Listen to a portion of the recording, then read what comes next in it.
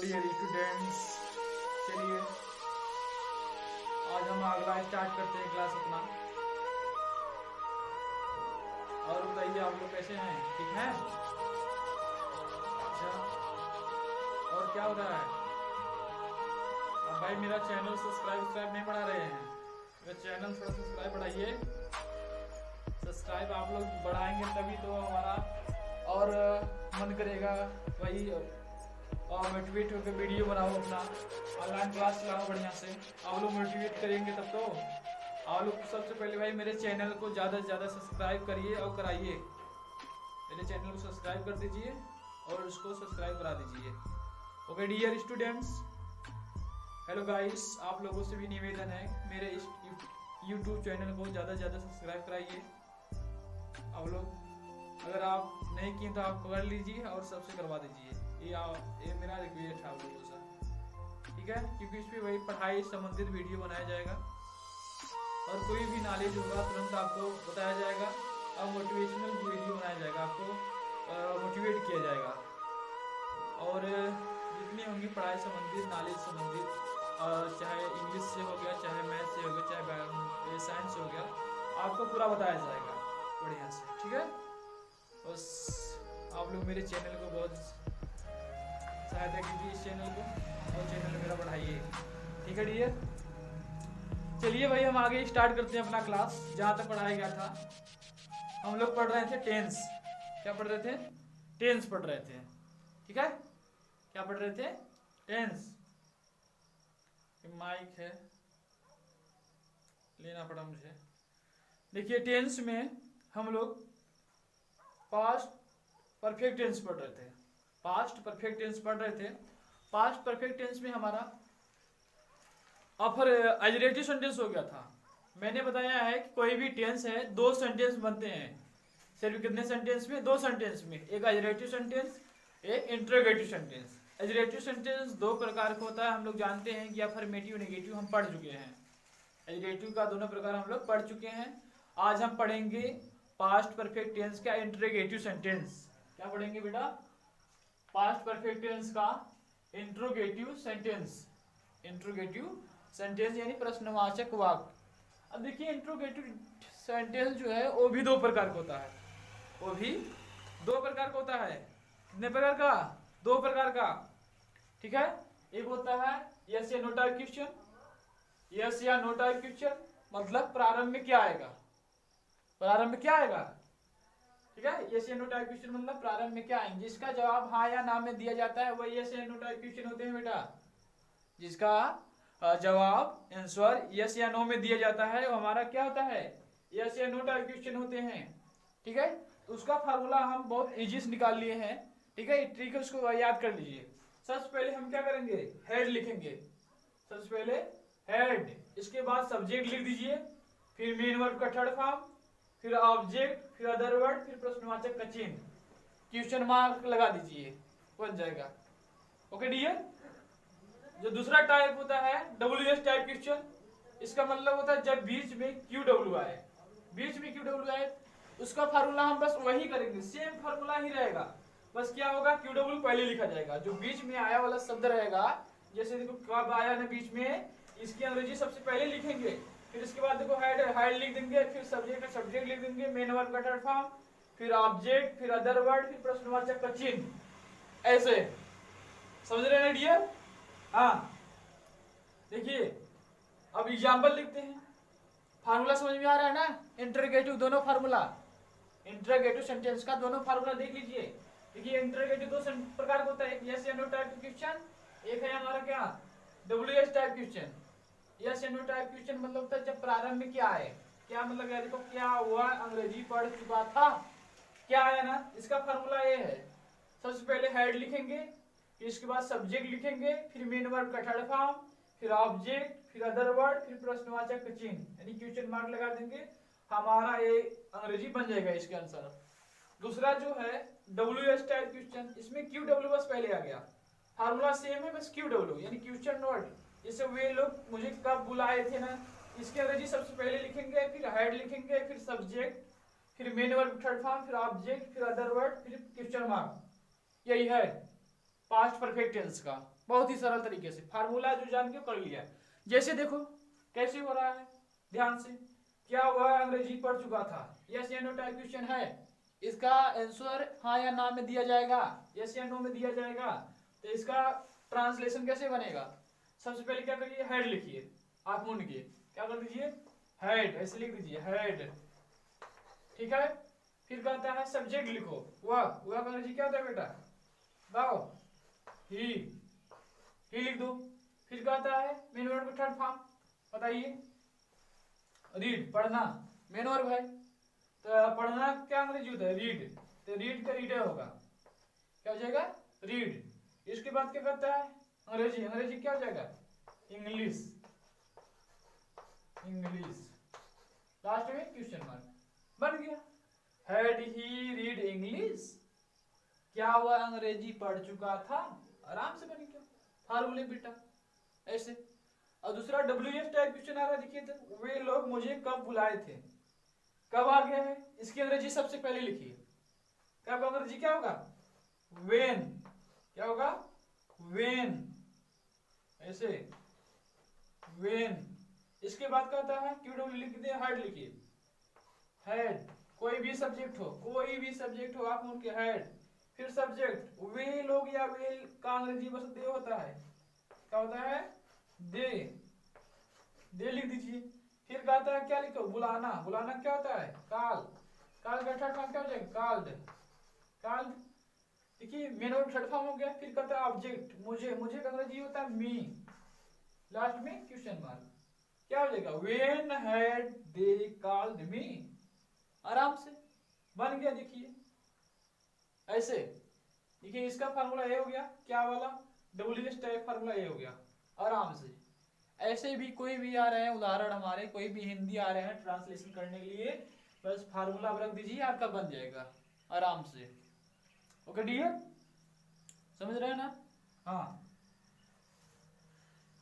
और देखिए जैसे मैं आपको कह दिया, क्या राम खाना खा चुका था? अगर खाए रहेगा कहेंगे यस, खा चुका था, हाँ। अगर नहीं खा रहेगा तो नहीं। समझ रहे हैं ना? इसका जवाब बस यस या नो दिया जाता है, क्योंकि यस या नो टाइप क्वेश्चन है। सबसे पहले क्या करेंगे? हेड लिखेंगे, हेड। फिर क्या लिखेंगे? सब्जेक्ट, राम। फिर क्या करेंगे? मेन वर्ब थर्ड फॉर्म, खा। ईट माने खाना, क्या हो जाएगा? ईटेन। थर्ड फॉर्म ईटेन, खाना यानी भोजन, क्या हो जाएगा? फूड। लास्ट में क्वेश्चन मार्क, बन गया। हैड राम ईटेन फूड, ऐसे। अगला देखिए, जैसे कह दिया तुम आज किसे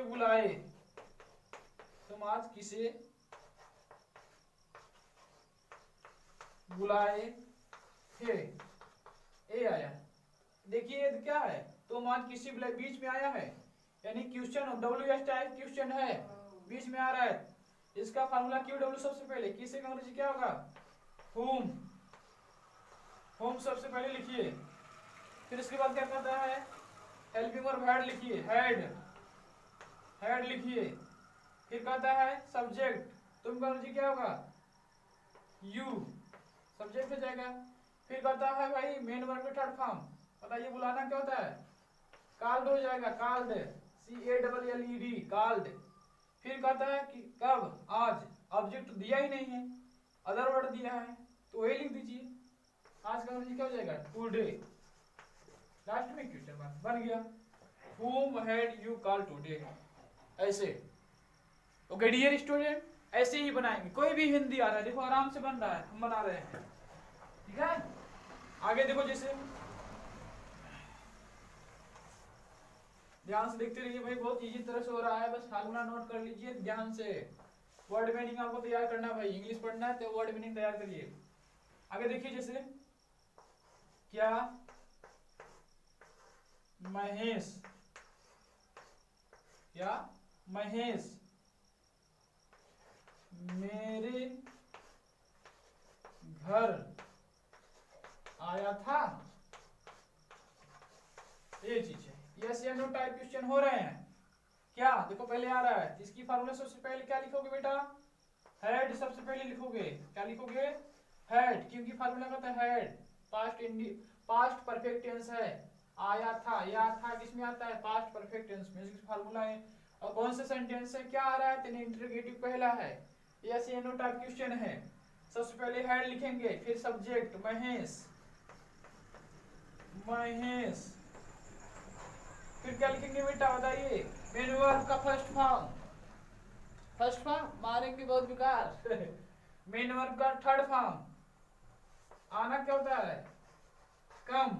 देखिए कम, केम, कम वही होता है, फर्स्ट ही थर्ड, इसलिए फर्स्ट। ठीक है, फर्स्ट थर्ड। देखिए इसके बाद क्या? मेरे घर।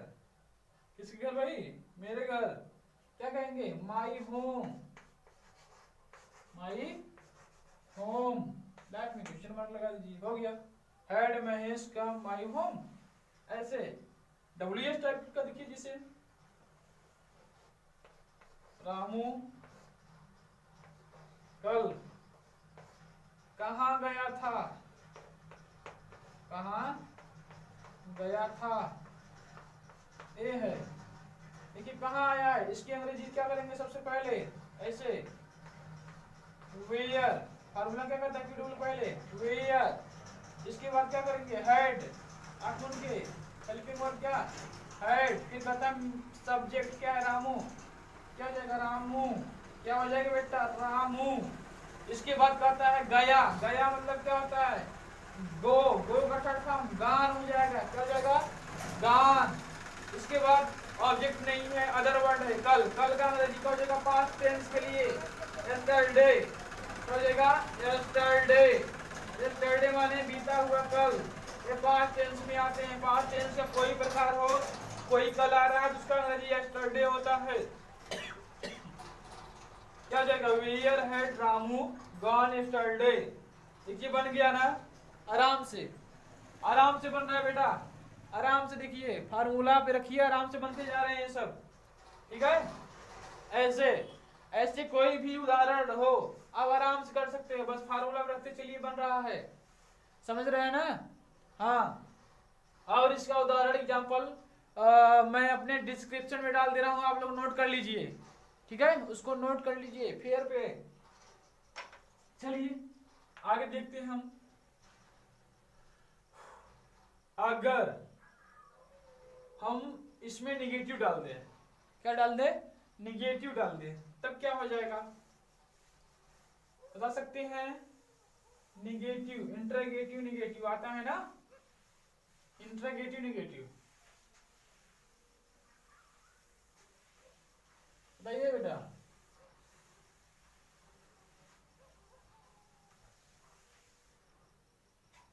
अगर इंट्रोगेटिव निगेटिव आ जा रहा है पास्ट परफेक्ट टेंस का, इंट्रोगेटिव निगेटिव आ रहा है,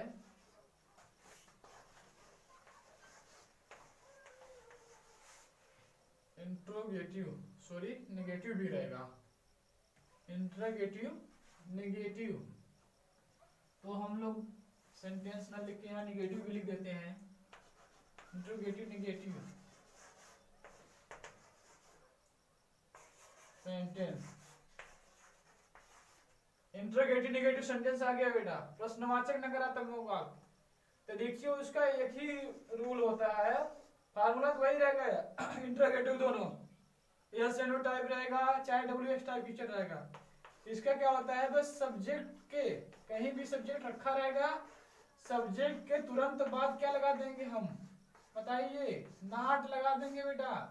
सब्जेक्ट के तुरंत बाद क्या लगाएंगे हम लोग? नॉट लगा देंगे, NOT, नॉट का प्रयोग करेंगे,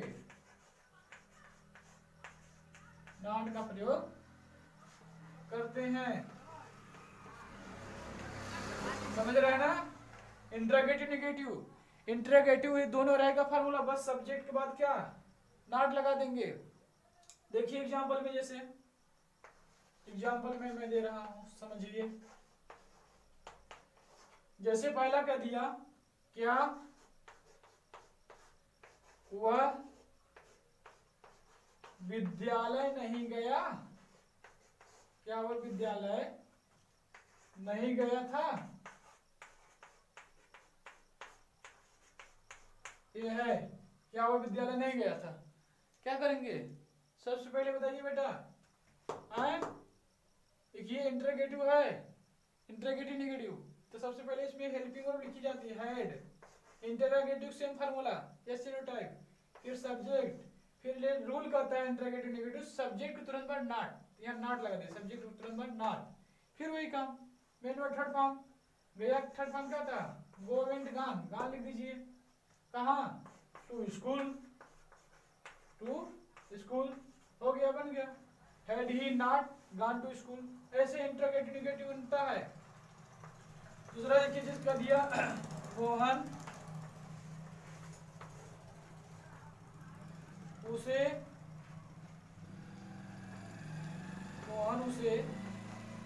क्यों नहीं बुलाया था?